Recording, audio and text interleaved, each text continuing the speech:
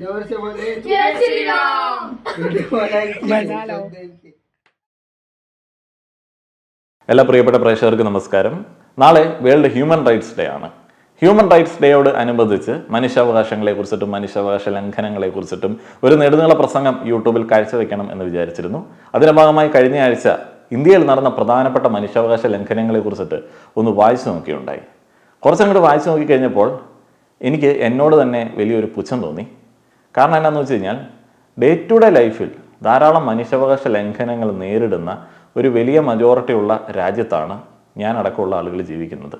എന്നിട്ടാണ് ന്യൂസ് ആർട്ടിക്കിളുകൾ എഴുതി വെച്ചിട്ടുള്ള റെക്കോർഡ് ചെയ്യപ്പെട്ടിട്ടുള്ള ഇവൻസിനെ തപ്പി നമ്മൾ നടക്കുന്നത്. ഒരു മനുഷ്യനായിട്ട് തന്നെ കൺസിഡർ ചെയ്യപ്പെടാനായിട്ട് ആഗ്രഹിക്കുന്ന ഒരു വലിയ കൂട്ടം ആളുകളുണ്ട്. ഒരു മനുഷ്യനായിട്ട് തന്നെ പല ആളുകളും മറ്റ് മനുഷ്യരെ കൺസിഡർ ചെയ്യാത്ത ഒരു രാജ്യത്താണ് നമ്മൾ ജീവിക്കുന്നത്. ഈ പറയുന്ന ഒരു മൂഡിൽ ഇങ്ങനെ ഇരിക്കുന്ന സമയത്താണ് 2 ദിവസമായിട്ടൊരു വാർത്ത ശ്രദ്ധയിൽ പെടുന്നത്. മലയാളത്തിലെ മാധ്യമങ്ങൾക്ക് ഇപ്പോഴാണത് ടേക്കപ്പ് ചെയ്തത്. മധ്യപ്രദേശിലെ രത്ലാം എന്ന സ്ഥലത്ത് 3 കുട്ടികൾ ക്രൂരമായിട്ടുള്ള മർദ്ദനത്തിന് ഇരയാവുകയാണ്. ഹിന്ദുത്വവാദിയായിട്ടുള്ള ഒരാൾ 3 കുട്ടികൾ സിഗരറ്റ് വലിച്ചു എന്നുള്ള സംശയത്തിന്മേൽ അവരെ ക്രൂരമായിട്ട് മർദ്ദിക്കുകയാണ്. കുട്ടികൾക്ക് ഒരു സമയത്ത് കാര്യം മനസ്സിലാവുന്നുണ്ട്. അപ്പോൾ ആ കുട്ടികൾ ഭഗവാൻ ജയ ശ്രീറാം എന്നൊക്കെ വിളിക്കുന്നുണ്ട്. വിളിച്ചു കഴിഞ്ഞപ്പോഴത്തേന് അവന് വലിയ സന്തോഷമായി. അവൻ്റെ ആത്മാഭിമാനം അങ്ങ് ഉയർന്നു. മർദ്ദനം കാര്യമായിട്ട് തന്നെ പിന്നെയും കുട്ടികൾക്ക് കിട്ടുന്നുണ്ട്. ക്രൂരമായിട്ടുള്ള മർദ്ദനം. കൊച്ചുകുട്ടികൾ ഞെട്ടിക്കരയുകയാണ്. എന്ത് വലിയൊരു ട്രോമയായിരിക്കും ആ ഒരു കുട്ടികൾക്ക് ആ ഒരു സിറ്റുവേഷൻ സമ്മാനിച്ചത്. സ്വന്തം രാജ്യത്ത് മറ്റൊരുത്തൻ്റെ വിശ്വാസത്തിൻ്റെ അടിസ്ഥാനത്തിൽ ബിഹേവ് ചെയ്യണം എന്നുള്ള ഒരു തോന്നൽ ചെറുപ്രായത്തിൽ തന്നെ അവരിലേക്ക് അടിച്ചേൽപ്പിക്കുകയാണ്. ഈ കുട്ടികൾ ഇങ്ങനെ ആലോചിക്കും, എന്തിനാണ് അടി കൊണ്ടത്? എന്തിനാണ് ഞങ്ങൾക്ക് മാത്രം അടി കിട്ടിയത്? എന്തുകൊണ്ടാണ് ഞങ്ങൾ ജയ ശ്രീറാം വിളിച്ച സമയത്ത് അയാൾ ചിരിച്ചത്? എന്നുള്ള ധാരാളം ചോദ്യങ്ങൾ ആ കുട്ടികളുടെ മൈൻഡിലുണ്ടാവും. ഞാൻ ആ വീഡിയോയുടെ ചില ഭാഗങ്ങളൊന്ന് പ്ലേ ചെയ്യുകയാണ്. ഇത് പ്ലേ ചെയ്യേണ്ട ആവശ്യം ശരിക്കും പറഞ്ഞാൽ ഇല്ല. നമുക്ക് ആ ഒരു ക്രൂര ദൃശ്യം കാണേണ്ട ആവശ്യമില്ല. പക്ഷെ നമ്മൾ കേൾക്കേണ്ട ആവശ്യമുണ്ട്. കാരണം ഇത് നാളെ മനുഷ്യാവകാശ ലംഘനങ്ങൾ നടക്കുന്ന പലയിടങ്ങളിൽ നിന്നും കേൾക്കാൻ സാധ്യതയുള്ളതാണ്. ഇതിനു മുമ്പ് പലയിടത്തും കേട്ടിട്ടുണ്ട്. അപ്പോൾ അതുകൊണ്ട് തന്നെ ഇത്തരത്തിലുള്ള ഒരു മുദ്രാവാക്യം വിളിക്കുന്നവന്മാരെ പ്രത്യേകം സൂക്ഷിച്ചുകൊള്ളുക.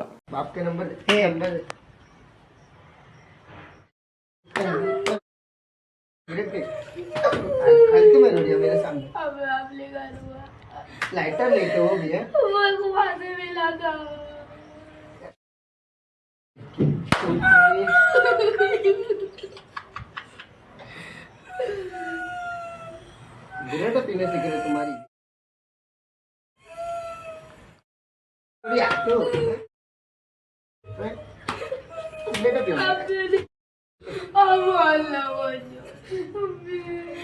क्या बोला अल्लाह अल्लाह अल्लाह अल्लाह अल्लाह अल्लाह अल्लाह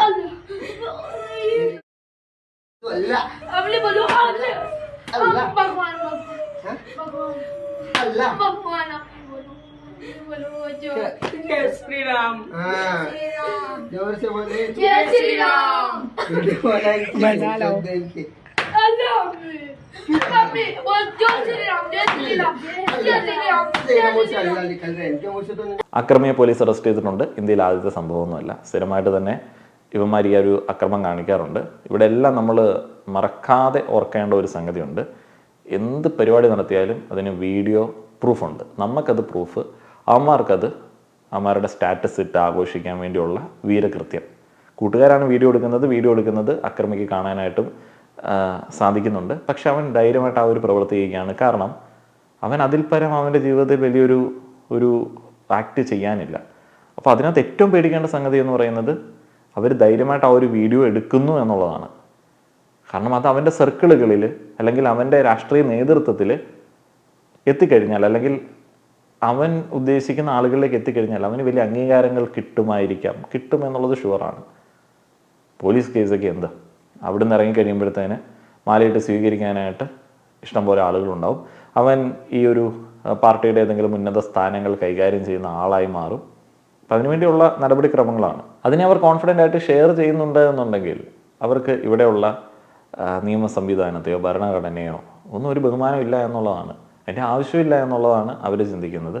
അത്തരത്തിൽ ഉള്ള പ്രിവിലേജ് ഉള്ള ആളുകളാണ്. അതേപോലെ ഈ ഒരു ഘട്ടത്തിൽ പല ആളുകളും എന്ന് പറയും ഹിന്ദുത്വ രാഷ്ട്രീയം അല്ലെങ്കിൽ ഇസ്ലാം തീവ്രവാദം ഇതൊക്കെ വലിയ പ്രശ്നമാണ്. ഇവർക്കൊക്കെ ഞങ്ങളെപ്പോലെ മര്യാദയ്ക്ക് മതവിശ്വാസമായി നടന്നുകൂടെ?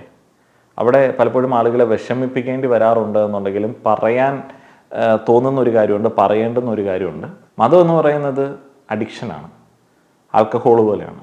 നിങ്ങൾക്ക് അഡിക്ഷൻ ഉണ്ടായില്ല, നിങ്ങൾ ഡെയിലി ചെറുത് വെച്ചടിച്ച് സമാധാനമായിട്ട് കിടക്കുന്ന ആളുകളായിരിക്കാം, അല്ലെങ്കിൽ വീക്കെൻഡിൽ ഒരു ദിവസം പോയി ഒന്ന് മൂടാവുന്ന ആളുകളായിരിക്കാം, അല്ലെങ്കിൽ ഡെയിലി വൈകിട്ട് കിടക്കുന്നതിന് മുമ്പ് ഒന്ന് അടിച്ച് സെറ്റാവുന്ന ആളുകളായിരിക്കാം. പക്ഷേ ചിലവന്മാർക്ക് അഡിക്ഷൻ ഉണ്ടാവും, അവർ ആൽക്കഹോളിക് ആവുന്നത് പോലെ റിലീജിയോഹോളിക്കായി അങ്ങ് മാറും. അപ്പോൾ അവന്മാരെ കൊണ്ട് വലിയ ശല്യമാണ്. അവന്മാർ ഇതങ്ങ് തലയിലേക്ക് കയറ്റിയിട്ട് ഈ ഒരു ഹൈയിൽ ബാക്കിയുള്ള ആളുകളെ ആക്രമിക്കാനായിട്ട് ഇറങ്ങും. അസൽ അഡിക്ഷൻ ഉണ്ടാക്കുന്ന തരം ഒരു ലഹരിയാണ് ഈ സാധനം. അപ്പം അതുകൊണ്ട് അവന്മാരെന്നെ അങ്ങനെ ഞങ്ങൾ തന്നെ ഇങ്ങനെ എന്ന് ചോദിക്കേണ്ട ആവശ്യമൊന്നുമില്ല. അത് ഇതുപോലെ തന്നെ ഞാൻ എന്തുകൊണ്ട് വൈകിട്ട് 2 അടിച്ചിട്ട് കിടക്കുന്നു, വീക്കെൻഡിൽ കൂട്ടുകാരോട് കൂടുന്നു, അല്ലെങ്കിൽ എന്തെങ്കിലും ഒരു ഇവൻറ്റിന് കൂടുന്ന സമയത്ത് അടിക്കുന്നു, അവൻ എല്ലാ ദിവസവും അടിക്കുന്നു എന്നുള്ളത് മാത്രമേ ഉള്ളൂ. ഇത് ഡേഞ്ചറാണ്. അതുകൊണ്ട് മതവിശ്വാസത്തിലൊരു പരിവർത്തനം കൊണ്ടുവന്നു കഴിഞ്ഞാൽ, വിശ്വാസം ഒന്ന് മോഡിഫൈ ചെയ്ത് കഴിഞ്ഞാൽ, അതിൻ്റെ ആ ഒരു പരിശീലനത്തിൽ എന്തെങ്കിലും ഒരു മാറ്റം കൊണ്ടുവന്നു കഴിഞ്ഞാൽ ഇവരെ നന്നാക്കി എടുക്കാം എന്ന് വിചാരിച്ചിട്ട് കാര്യമില്ല. മദ്യം എത്രത്തോളം രൂപമാറ്റം വരുത്തിയാലും മദ്യം തന്നെയാണല്ലോ. അപ്പം അതേപോലെ തന്നെയാണ് ഈ ഒരു ലഹരിയെ കുറിച്ചിട്ട് പറയാനായിട്ടുള്ളത്. ഈ അടുത്ത ദിനങ്ങളിൽ ഇന്നല്ലെങ്കിൽ നാളെ ഇത് സംഭവിക്കാൻ സാധ്യതയുണ്ട് എന്ന് എൻ്റെ മനസ്സ് പറഞ്ഞിരുന്നു. അത് കണ്ടുപിടിക്കാനായിട്ട് വലിയ കവടി നിരത്തേണ്ട ആവശ്യമൊന്നുമില്ല. കാരണം കഴിഞ്ഞ കുറച്ച് നാളുകളായിട്ട് ലെഫ്റ്റ് ലിബറലിസം അതേപോലെ തന്നെ റൈറ്റ് വിങ് ആൾക്കാരും കൂടെ ചേർന്നിട്ട് ഒരു പ്രത്യേക രീതിയിലുള്ള ചർച്ചകൾ മുന്നോട്ടേക്ക് കൊണ്ടുപോകുന്നുണ്ട്. നമ്മളെല്ലാം അതിൻ്റെ ഭാഗമാണ്. ഇപ്പോൾ ഇസ്രായേൽ പാലസ്തീൻ ഇഷ്യൂ ഒക്കെ അവിടെ ഇല്ലാത്തതിനേക്കാളും വലിയ കാര്യമായിട്ടുള്ള ചർച്ചയായിട്ട് ഇവിടെ വരുന്നുണ്ട്. ഈ കഴിഞ്ഞ ദിവസം യൂട്യൂബിൽ വീഡിയോസ് അപ്ലോഡ് ചെയ്യുന്ന മാഹിൻ ഹിസ്കൈക്കിംഗ് നൊബാഡ് എന്ന് പറയുന്ന ഒരാളെ ക്രൂരമായിട്ട് തന്നെ സംഘപരിവാർ ചാനലുകൾ ആക്രമിക്കുന്നത് കണ്ടു. ചില വീഡിയോസ് ഇഷ്ടപ്പെട്ടില്ല, ഇപ്പോൾ ഇസ്രയേലിൽ പോയിട്ട് അവിടെയുള്ള ആളുകൾക്ക് ബുദ്ധിമുട്ടുണ്ടാക്കി എന്നൊക്കെ പറഞ്ഞിട്ട് ക്രൂരമായിട്ട് അങ്ങ് സൈബർ അറ്റാക്കിന് ഇട്ട് കൊടുക്കുകയാണ്. ഈ മാഹിൻ എന്ന് പറയുന്ന വ്യക്തി അദ്ദേഹത്തിൻ്റെ ഏതെങ്കിലും ഒരു പേഴ്സണൽ പൊളിറ്റിക്സ് മുന്നേ പറഞ്ഞിട്ടുണ്ടായിരിക്കാം, ആ ഒരു ചായ്വോടെ അദ്ദേഹം എന്തെങ്കിലും സംസാരിച്ചിട്ടുണ്ടായിരിക്കാം. കൃത്യമായിട്ട് ആ ഒരു വീഡിയോയിൽ ഒന്നും മനസ്സിലാവുന്നൊന്നുമില്ല, അയാൾ അവിടെ കണ്ട കാര്യങ്ങൾ പറയുകയാണ്. പക്ഷേ അയാളെ ഈ സംഘപരിവാറുകാർ കറക്റ്റായിട്ട് തന്നെ ടാർഗറ്റ് ചെയ്ത് ക്രൂരമായിട്ട് ആക്രമിച്ചുകൊണ്ടിരിക്കുകയാണ്.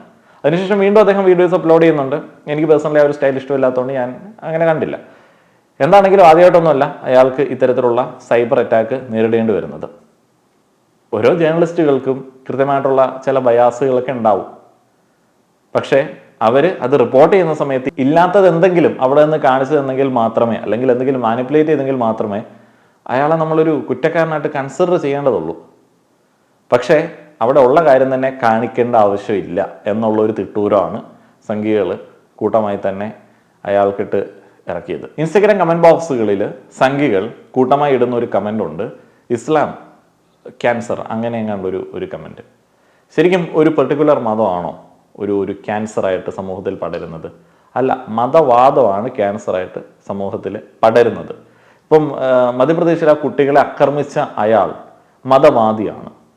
അയാളും ഹിന്ദുയിസം പോലെയുള്ള ഒരു റിലീജിയൻ ഫോളോ ചെയ്യുന്ന ഒരാളായിരിക്കാം. നിങ്ങളിൽ പല ആളുകളും ഹിന്ദുയിസം ഫോളോ ചെയ്യുന്നുണ്ടായിരിക്കാം, ഇല്ലായിരിക്കാം. പക്ഷെ അയാളിലുള്ളത് ഒരു തീവ്രമായിട്ടുള്ള ഒരു ബോധമാണ്. അപ്പം ഈ ഒരു മതത്തിൻ്റെ മാത്രമാണോ ഈ തീവ്രത എന്ന് പറയുന്ന ഒരു സംഗതി? അല്ല, എല്ലാ മതത്തിലും തീവ്ര ചിന്താഗതിക്കാരുണ്ട്. ഈ ഘട്ടങ്ങളിൽ ഏറ്റവും കൂടുതൽ കേരളത്തിൽ കുത്തിത്തിരിപ്പുണ്ടാക്കുന്നത് ക്രിസ്ത്യൻ തീവ്രവാദ ചിന്താഗതിയുള്ള ആളുകളാണ്. ഏറ്റവും കൂടുതൽ മോശമായിട്ട് ആളുകളെ സ്വാധീനിക്കാനായിട്ട് സാധിച്ചിട്ടുള്ളതും ക്രിസ്ത്യൻ തീവ്രവാദികൾക്കാണ്. ഈ ക്രിസ്ത്യൻ തീവ്രവാദ ചിന്താഗതിയുള്ള ആളുകൾ പുറമേ നിന്ന് നോക്കുന്ന സമയത്ത് വളരെ ഡീസൻ്റായിട്ട് തോന്നുകയും എന്നാൽ അവരോട് സംസാരിക്കുന്ന സമയത്ത് അവരുടെ ഉള്ളിൽ കൃത്യമായിട്ടുള്ള ഒരു വെറുപ്പിൻ്റെ രാഷ്ട്രീയം ഉണ്ടാവുകയും ചെയ്യാറുണ്ട്. പലപ്പോഴും എങ്ങനെയാണ് ഇവർക്കിടയിൽ ഇത് പടർന്നത് എന്ന് നമുക്ക് കൃത്യമായിട്ടൊരു സോഴ്സിൽ നിന്ന് മനസ്സിലാക്കാനായിട്ട് പറ്റത്തില്ല. പക്ഷെ പല ആളുകളോട് സംസാരിക്കുന്ന സമയത്ത് കൃത്യമായിട്ടുള്ള ഒരു വെറുപ്പ് ഇവർക്കുണ്ട്. അത് പലപ്പോഴും ഇന്ത്യയിലെ ഏറ്റവും വലിയ മൈനോറിറ്റി ആയിട്ടുള്ള മുസ്ലിം വിഭാഗങ്ങൾക്ക് എതിരെയുള്ളതാണ്. ഇസ്രായേൽ പാലസ്തീൻ ഇഷ്യൂ വന്ന സമയത്ത് സംഘപരിവാറുകാർക്ക് കാര്യമായിട്ടുള്ള ഒരു വെയിറ്റ് കൂടി. കാരണം എന്താണെന്ന് വെച്ച് കഴിഞ്ഞാൽ ഈ സംഘപരിവാറുകാർ പ്രത്യക്ഷത്തിൽ തീവ്രവാദത്തെ പ്രോത്സാഹിപ്പിക്കുന്നില്ല എന്നുള്ള ഒരു ഇമേജ് പുറമേ ഉണ്ട്. കാരണം എന്താണെന്ന് വെച്ചാൽ നമ്മുടെ നാട്ടിലെ തീവ്രവാദം എന്ന് പറയുന്നത് മറ്റേ സിനിമകളിൽ കാണിക്കുന്ന പോലെ താടി, ഉടുപ്പ്, AK-47 തൊപ്പി ഐറ്റമാണ്. അല്ലാത്ത ഒന്നും ഇവിടെ തീവ്രവാദമായിട്ട് കൺസിഡർ ചെയ്യപ്പെടാറില്ല. മറ്റൊരുത്തിൻ്റെ അവകാശങ്ങളിലേക്ക്, ജീവനിലേക്ക് ഏതെങ്കിലുമൊക്കെ ഒരു തീവ്ര ചിന്ത കൊണ്ട്, ഏതെങ്കിലും ദൈവത്തിൻ്റെ ഏതെങ്കിലും കഥപുസ്തകം കൊണ്ട് കടന്നു കയറുന്ന ഏതൊരു പരിപാടിയും തീവ്രവാദം തന്നെയാണ്. ഇപ്പോൾ നമ്മൾ മധ്യപ്രദേശിൽ നിന്ന് കണ്ടത് തീവ്രവാദമല്ലാതാവുന്നൊന്നുമില്ല. അവൻ തീവ്രമായിട്ട് ആഗ്രഹിക്കുകയും അതിനുവേണ്ടി വാദിക്കുകയും ചെയ്യുന്നുണ്ട്. അതിൻ്റെ ഭാഗമായിട്ടാണ് അവൻ 3 കുട്ടികളിലേക്ക് കടന്നു കയറി അവരെ കൊണ്ട് ഇവൻ്റെ ദൈവനാമം വിളിപ്പിച്ചത്. ഇവനാണ് ദൈവം, അവർക്കത് ദൈവമല്ല, അവർക്ക് വേറെ ദൈവമുണ്ട്. അപ്പോൾ ഇവൻ അവരിലേക്ക് കടന്നു കയറിയത് വിളിപ്പിക്കുമ്പോൾ അതും ഇതൊക്കെ തന്നെയാണ്. അപ്പോൾ അതിനകത്ത് കാവി കളറായതുകൊണ്ട് അത് ഈ തീവ്രമായിട്ടുള്ളൊരു വാദമല്ല എന്ന് പറയാനായിട്ട് പറ്റത്തില്ല. കടുത്ത മനുഷ്യാവകാശ ലംഘനങ്ങളാണ് ഇവിടെ നടക്കുന്നത്. നിങ്ങളൊരു മത തീവ്രവാദ രാഷ്ട്രീയത്തെ സപ്പോർട്ട് ചെയ്ത് കഴിഞ്ഞാൽ നിങ്ങൾ ഫേസ്ബുക്കിൽ കമൻറ്റേ ഇട്ടുള്ളൂ, നിങ്ങൾക്ക് അതിനകത്ത് റോളില്ല എന്ന് പറഞ്ഞാലും പ്രത്യേകിച്ച് കാര്യമൊന്നുമില്ല. അതേപോലെ തന്നെ ഈ ഒരു വലതുപക്ഷ രാഷ്ട്രീയത്തിൽ വിശ്വസിക്കുന്ന ആളുകൾക്ക് ദൈവവിശ്വാസികളാണല്ലോ. അപ്പോൾ നിങ്ങളുടെ കർമ്മ എന്ന് പറയുന്ന ഒരു കാര്യത്തിൽ ഇതും കണക്റ്റ് ആവും. ഫേസ്ബുക്കിൽ കമൻറ്റ് ഇട്ടിട്ട് വേറെ ഒരുത്തനെ കൊണ്ട് തല്ലിക്കുന്നത് കർമ്മമല്ല എന്ന് ചിന്തിക്കാനായിട്ട് പറ്റത്തില്ല. നിങ്ങളുടെ ലോജിക്ക് വെച്ചിട്ടാണെങ്കിൽ അതും കർമ്മയൊക്കെ തന്നെയാണ്. ഇനിയിപ്പോൾ മറ്റേ ക്രിസംഖികളൊക്കെ ആണെന്നുണ്ടെങ്കിൽ ഇപ്പം മറ്റേ കൈ കഴുകിയിട്ട് പോകാൻ പറ്റില്ലല്ലോ.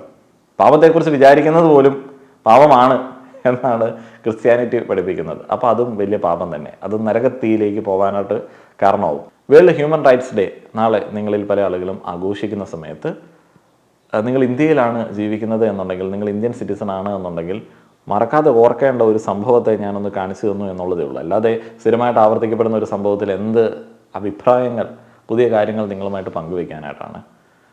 എന്താണെങ്കിലും നിങ്ങളുടെ കാഴ്ചപ്പാടുകൾ അറിയാനായിട്ടുള്ള ആഗ്രഹമുണ്ട്. അത്തരത്തിലുള്ള ചർച്ചകൾ കൊണ്ട് മാത്രമേ ഇത്തരത്തിലുള്ള കാര്യങ്ങൾ ലൈവായിട്ട് നിൽക്കത്തുള്ളൂ. നമ്മുടെ ഇവിടെയുള്ള വികാരജീവി മാധ്യമപ്രവർത്തകർ, മറ്റേ ABC TG കാരണവർ, അതേപോലെ തന്നെ മറുനാടൻ മലയാളി, അങ്ങേരൊന്നും ഇങ്ങനെയുള്ള വാർത്തകൾ കാണില്ല. ഇസ്രായേലിനെ കുറിച്ചിട്ട് ഓർത്ത് കരയും, പലസ്തീനെ കുറിച്ചിട്ട് ഓർത്ത് ദേഷ്യപ്പെടും, ഹമാസ് പോരാളികൾക്കെതിരെ പറയും. എന്നാൽ ഇന്ത്യയിൽ നടക്കുന്ന പല കാര്യങ്ങളെക്കുറിച്ചിട്ട് അവർ അഡ്രസ്സ് ചെയ്യില്ല. കാരണം അത്തരത്തിലുള്ള മനുഷ്യാവകാശ ലംഘനങ്ങൾ, കുട്ടികൾ, സ്ത്രീകൾ എന്നുള്ളത് ഇന്ത്യയിലുള്ളവരാണ് എന്നുണ്ടെങ്കിൽ അവരെ പലപ്പോഴും മൈൻഡ് ചെയ്യാറില്ല. അപ്പോൾ ഈ വികാരജീവി മാധ്യമ പ്രവർത്തകർക്കിടയിൽ നിന്ന് ഇത്തരത്തിലുള്ള കാര്യങ്ങളെക്കുറിച്ചിട്ട് ഒരു ബോധമുണ്ടാക്കിയെടുക്കുക എന്ന് പറയുന്ന ഒരു ടാസ്ക്കാണ്. അത്തരത്തിലുള്ള ഒരു ബോധം എപ്പോഴും മനസ്സിലുണ്ടായിക്കോട്ടെ എന്ന് പറഞ്ഞുകൊണ്ട് ഇന്നത്തെ വീഡിയോ അവസാനിപ്പിക്കുകയാണ്. നന്ദി.